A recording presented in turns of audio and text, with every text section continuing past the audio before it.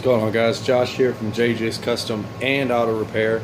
I realized I hadn't done a video in a very long time outside of just a couple of videos of the car running and idling and stuff like that. We still got a lot of tuning to do to be able to drive it, but we're getting there, and that's the good part.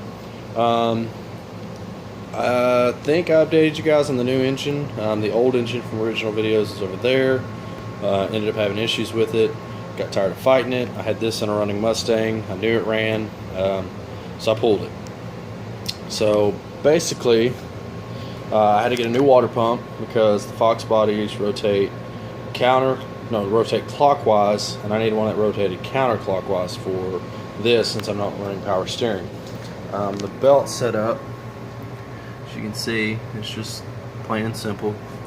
I got fans in now. All the cooling system stuff's done. Factory radiator, it's kept it cool just fine out in the humid 90-degree summers. It's done just fine, but we haven't driven it, so I don't know. But just idling here, it gets up to like 190, 195 according to Megasquirt, somewhere in there. Thermostat opens, then the cooling fans kick on, which is perfect. It's exactly what I want it.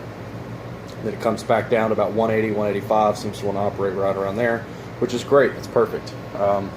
Got any plug wires on and stuff. Got everything cleaned up. Replaced the fusible links with those. I ended up having a wire. One of them burn up, and you can see the jumpers right now. That's just a temporary fix. All those come from the same battery wire, so the only really strain I'm putting on is the two wires where it splits into four. Since I don't have all four, I've just got those two. It's got strain on those, but so far they seem to be doing fine. Something shorted out where it splits off on the other two.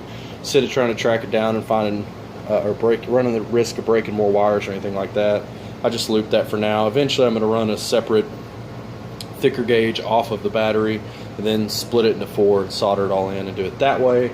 But for now that'll work. All the wiring, I still got to tape some of it up, but it's tucked up out of the way. The relay for the cooling fans. The tack match is working beautifully. I still need to replace that coil. It looks ugly. Factory coil, factory wiring for it. Right now we just have the air filter routed down there, which my battery tray is all rusted out anyway. So funny enough, it actually sets, you can't really see it, but there's a big opening right there, and it sets in there and sucks air from there. So right now that works for me. Eventually I'll route it up front and worry about it, but I already had the tubing and stuff, so I just said why not, we'll just do that. Outside of that, my center console's smashed, but the shifter fits in the factory location just fine. Shifts all the gears, no problem. I got the wideband sitting right there for now. And I was gonna mount the Megasquirt in the factory location, but oh man, I don't have my light on. Let's see. Let me get some lights. Oh, so much better. But you can see where the factory computer went. That's where I have my fuse block for Megasquirt and everything, and my main power relay for it, stuff like that. So, but I did so I could still have access. Excuse me, guys. I'm using my phone. It was handy, and I didn't have to get my GoPro and stuff out. So what I'm doing, Megasquirt board's tucked back here, along with my wideband controller.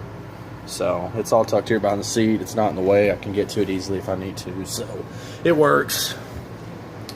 Outside of that, that's pretty much it. You guys have heard it idle, so I'm fixing to do some exhaust work to finish it and put a muffler and all that on it. So I really don't want to start it and get it hot. But for now, that's it. I mean, the Lane family kit with the Ford. Let me grab my light again. Sorry, guys.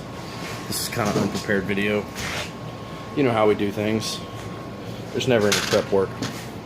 Alright, the Lane family kit, with the Ford Racing oil filter adapter, stuff like that, it fits really well. The headers have decent clearance between the steering shaft and stuff.